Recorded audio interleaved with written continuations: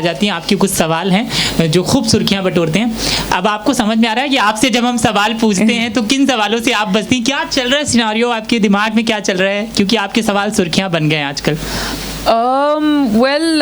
I think मेरे दिमाग में कुछ नहीं चलता, बस वही है कि जो हम सुर्खियां बनाने के लिए मैंने ये नहीं सोचा था कि मैं ये शो बनाऊंगी, पर आई रिस्पेक्ट जब आप लोग भी हमें सवाल पूछते हैं एंड इट्स वेरी नाइस। और मैं जर्नलिस्ट तो नहीं वो बनी हूँ, पर दोस्त के हिसाब से अगर मैं नो फिल्टर नेहा पर किसी से सवाल पूछती हूँ तो वो जवाब दे देते हैं, और मेरे सवाल सुर्खियों में नहीं आते, उनके जवाब जो है वो सुर्खियों में आ जाते हैं। So they are friends, they very smart and it's a battle of wits, और हर एपिसोड में वो लोग जीत जाते हैं मेरे से, so I am fine with that.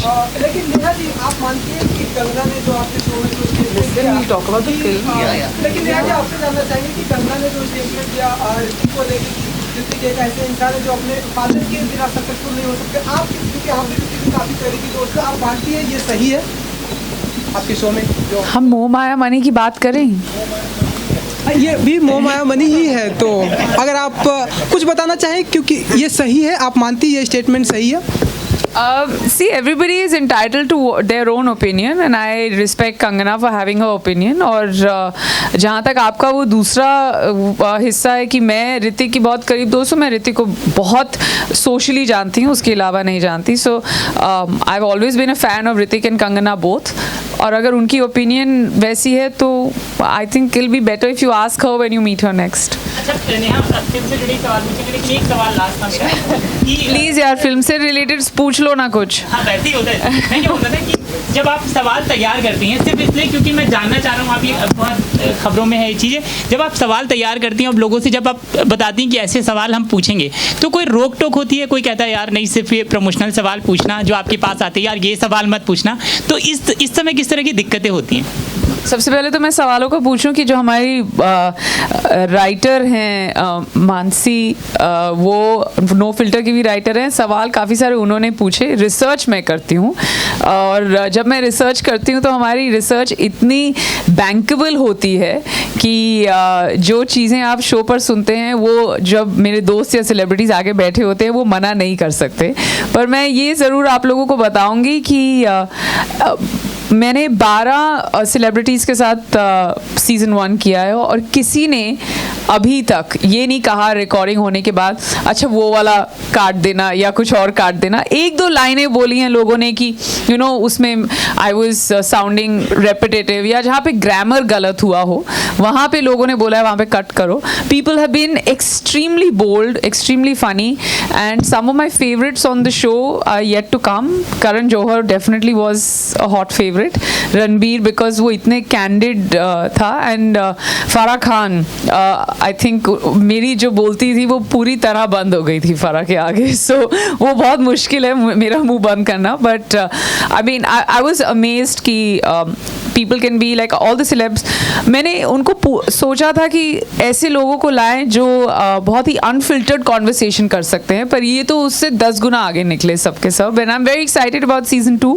अभी हमने अनाउंस नहीं किया है, but there will definitely be a season 2, and we will not have to wait 1 year. I think season 2 will be here within a few months. Neha, film में आप news producer बन गई जी, तो रियल लाइफ में किसी न्यूज़ प्रोड्यूसर को follow किया है, या क्या चीज़ आपने सर्च किया था अपने कैरेक्टर के लिए? I think I've always, I mean news तो हम सब देखते हैं, but when it comes to producer, हमने रियल लोकेशंस पर शूट किया। हमने CNN के ऑफिस में जाके शूट किया, एंड उसके 1-2 दिन पहले I was just on the as far without being an actor, बिना सेट पर रहे, we were just looking around कि ये करते कैसे हैं, but they always so busy। एक न्यूज़ प्रोड्यूसर को फॉलो करने के लिए the only thing you need to do is be busy all the time। उनके पास सांस लेने का भी वक्त नहीं होता है, and no problem is I think as a news producer their professional problems are so large that they don't have that much time to look into their personal side, और इतनी बड़ी बड़ी प्रोफेशनल इश्यूज से वो tackle करते हैं कि उनकी जो पर्सनल प्रॉब्लम्स है या पर्सनल निजी जिंदगी है वो it always takes a back seat, and you till there's a lot of serious issues that come up, and Divya as a character is very very similar.